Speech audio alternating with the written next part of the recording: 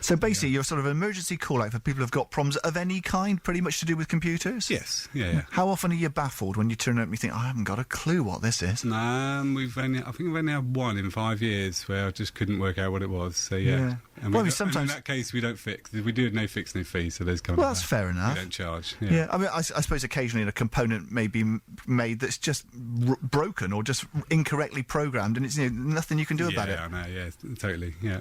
Okay, now setting up computers from scratch is a challenge to anyone. I know they're a lot easier these days, but when you get a new computer in a box, they've got coloured leads and you plug them all together. But the older ones didn't have that, and it could take you ages just to, a basic computer, printer, and a screen. Yeah, it's a lot. Things have become a lot simpler than they used to be in that respect, and then kind of more difficult in other areas, I suppose. How do you mean? Yeah, well, the more the internet use.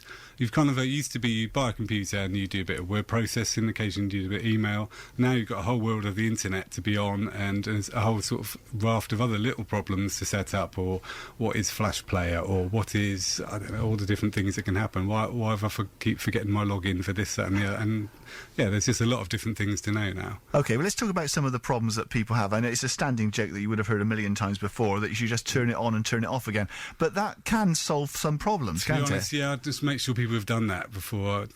When people call it, when people phone up, I always go for a sort of quick consultation and make sure the obvious has been done. Why does that solve a problem, though? Does it sort of reboot the computer then, does it? Yeah, it just restarts it from scratch. Sometimes things crash, and they're in the background crashed, and they don't work, so they're not working, and then you start again, and it's all kind of reset, and it goes again. Yeah, because to most people, and I'm certainly in this camp, computers are like magic, and we don't really understand them. The people that have your depth of knowledge are actually quite rare, and your average Joe uses the computers day in, day out, but doesn't have a clue how they operate. Yeah, but it's fine. I mean, you drive a car, you don't quite know how it works these days underneath the bonnet, but you just drive it, so yeah, it's quite... Well, those are getting more computerised these days, aren't they? A lot of cars have computer systems on board. You ever mended a car? No. Well, a bit grubbier, I suppose, isn't it? Yeah. It sticks well now. You must have encountered a lot of people who have been very panicked. They phoned you up because they've lost something. I mean, in fact, this happened to me just this morning. I was editing for 45 minutes, and it's seized up on me, and I'm hoping an engineer can sort it out. But when you've devoted a lot of time, I mean, that was only 3/4 of an hour, but maybe you've been working on a project at work for a month or so, when it goes, you can be in a terrible state. Yeah, you feel quite sick, I think, in that situation. Yeah, but I get very panic calls, when they've kind of, people think they've lost all their photos, or they've lost, a large piece of work they've been working on, and it's, you're kind of dealing with people. Do you have to hug people when you do that? You have to calm them, talk them down a little bit sometimes, and then we come and sort it out, and it's all good. By and large, does the computer retain most things on its hard drive, usually? I mean, they wouldn't just vanish completely, would they? They, very occasionally vanish because hard drives tend to fail over time, because that's one of the most vulnerable parts on a computer, the hard drive, because it spins at a very fast speed constantly, and that's the part that will wear out. So anything that's on your computer, I recommend you back up. And backing up, well, when I say back up, I mean just make a copy somewhere else of the same thing that's on your computer. Make sure you've got it in 2 other places. Yeah. Then you're more likely, should anything go wrong, you're more likely to have a copy of it. But you can understand people getting complacent, especially these days when computers are a bit more reliable. They don't save things. Yeah. They've got loads of stuff. And you mentioned photos a moment ago, and you hear tales of people who have got all their family photos on a single computer, not backed up. I mean, that's a bit foolish, isn't it? Right. I see that every day. I mean, it's kind of, it's quite, people don't think, they just keep save the computer, plug the camera in, and there they are. There's all the pictures, and people don't think to back up, and it's very important to back up. Well, my girlfriend makes a good point of every few months going to the Photoshop and printing off them, and actually puts them in proper albums like in the old days. They're quite nice, those. Well, it's lovely to go through an album. Yeah, definitely, because they do get wasted on the computer. They're just sat there most of the time. Yeah, you take all these pictures and never look at them. Now, what about laptops? I know you help people to sort of get their most from the laptops, and a lot of people are buying them these days, and perhaps don't know how to do anything other than the basics on them. Right. Okay. When you say the basics, I mean... Well, they might know how to email and write a document, but there's a lot more. I mean, there's a lot more computing power in a laptop these days than you actually need. Well, there's loads more. There's far more than people need now. Yeah, it's got to the point where you kind of unless you're video editing or something, you're not going to need it. No. It's kind of, a basic laptop is fine. It's kind of for most use, really. Well, the computer I'm not even online at home, and the computer we have, which is a Dell, all we use it for is writing letters. Yeah. And it's a shame we couldn't have bought one just for writing letters, for a tenth of the price. Well, this is it, yeah. Maybe they'll start producing them like they're simple phones. It'd be like a simple computer that just does that. A bit like, it's probably the same capability as the computers 20 years ago, really. It's kind of, if that's all you do. Yeah, but that's all I want. I mean, a lot of people just want the basics. They just want email and to access the internet, which is useful these days. Yeah. But there's a lot more capacity. Now, let's talk about online security, because people are very fearful, particularly if they're buying stuff online, of viruses or spam or that sort of thing. Yeah. Is that an issue, online security? Do you deal with that? We do, yeah. I mean, you've got to be, when you're online, you've got to be a little bit careful. It's a bit like walking down the street. I don't know, you just kind of stick to the places you know and are kind of quite familiar, really. When you go off the beaten track, you can get a bit distracted. And there are sites that look like the site you think there will be, that look like a bank site, or you've just got an email saying, your bank wants you to update your password. Never click on a link in an email ever, because that site not necessarily your bank. That's something that looks like your bank, and you'll be putting your details into somebody else's web server in China or somewhere. Yeah, and some of them aren't necessarily malicious, but they're just sort of playful and annoying. They can get onto the computer, these viruses, and it can be difficult to shift, can't they? Yeah, they're not so playful and annoying these days. They're more trying to extract money out of you, really. Oh, right. Yeah, so they're either trying to get your bank details, or you get things called there's one, scareware is the latest one. So something pops up and says you've got 5,000 viruses in your computer. Click here to remove them. So you click here to remove them. You were on a website. Now you've installed a piece of software, and then it keeps popping up and saying, I want $80 to fix this. So I've had one client buy one, and it comes back 2 weeks later asking for another $80, and it looks totally different. So it would call itself Microsoft Security Center or something, or I don't know, Vista Security Center. Yeah, you see a lot of those at the moment. So how do you extract people's computers from this awful virus then? How do you do that? There's certain bits of software you use to clean them up, which are good, but they've all got, every different infection's got a different way of doing it. You're like a doctor.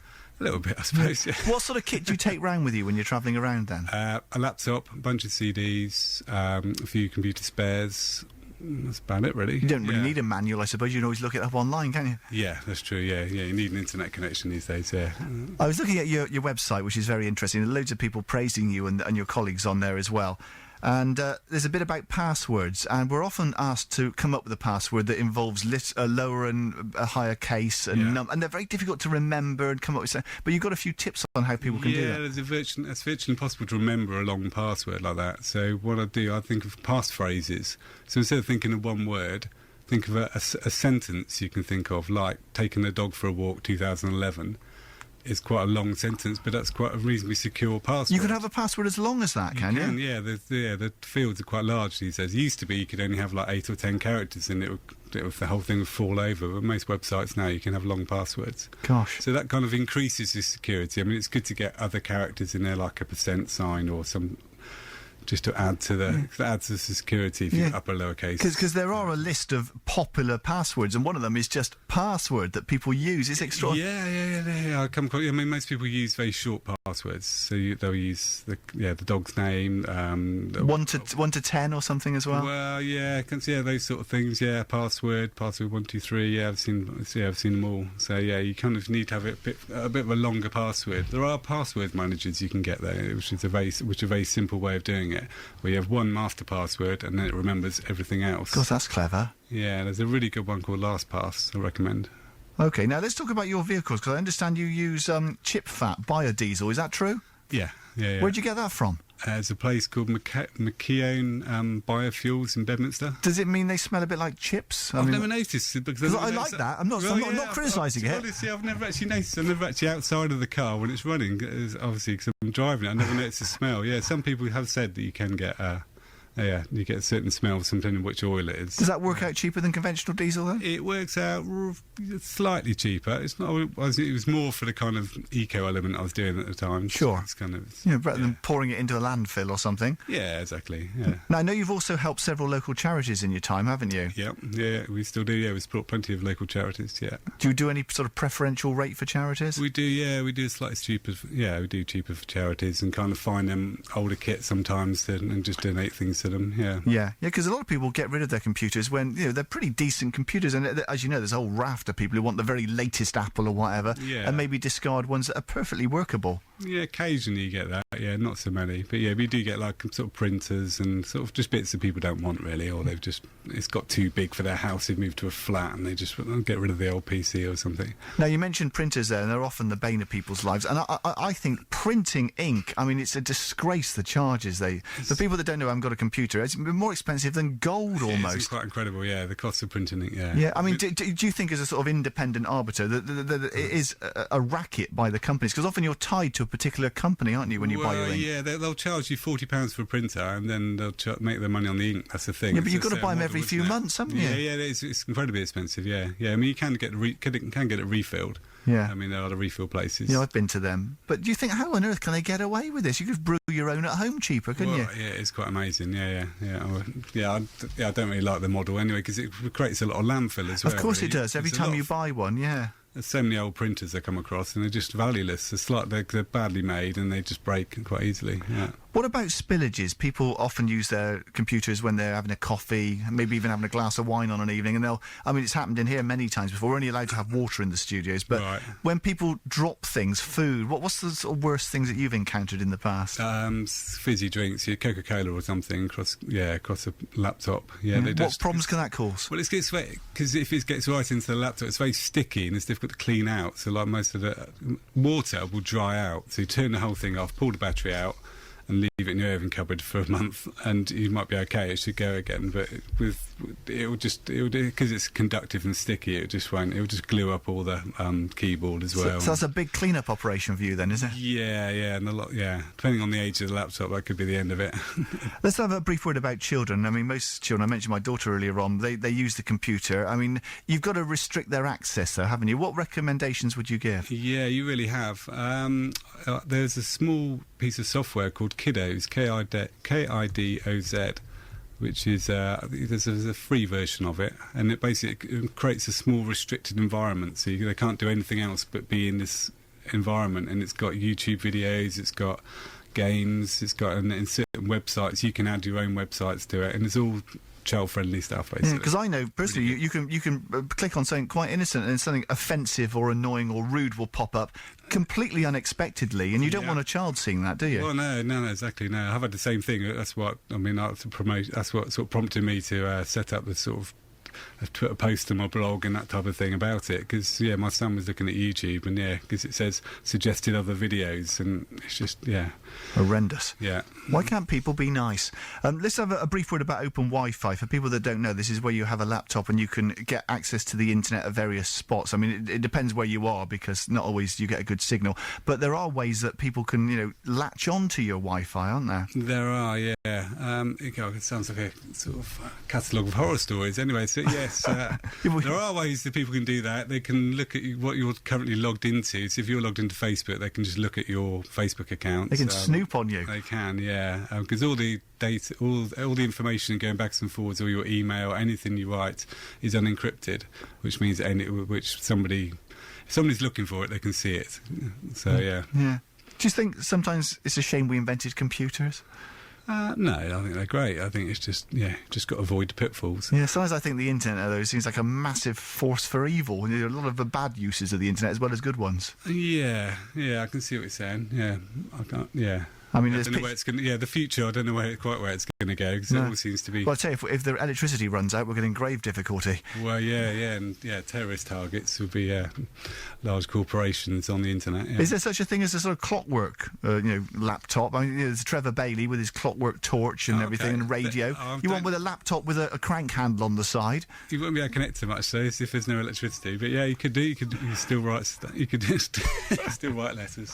Okay. Well, if people want more detail details of DialaGeek. There's a number they can call, isn't there? It's 0800 955 7878, and you've got a website as well. What's the website address? The website address is www.dialageek.co.uk. That's all one word, DialaGeek. And it's not just you, you've got someone to help you these days, haven't my you? colleague Richard, so there's two of us. Yeah, give us a call and we can pop out. We do businesses as well, so we do a lot of businesses. Okay, and your hopes to expand the company, or do you want to keep it small? It's kind of, I'm hoping to expand, in the next sort of year or so, Not having any more children, are you? No, I've got 4 now, that's enough. 4? Yeah. Dear, oh dear. Well, good luck to you. Thank you very much for coming today, Gildas. Thanks, Steve, Lovely to meet nice. you. Yeah, enjoyed it. Thank you. Thank you. Speaking there to Gildas Jones from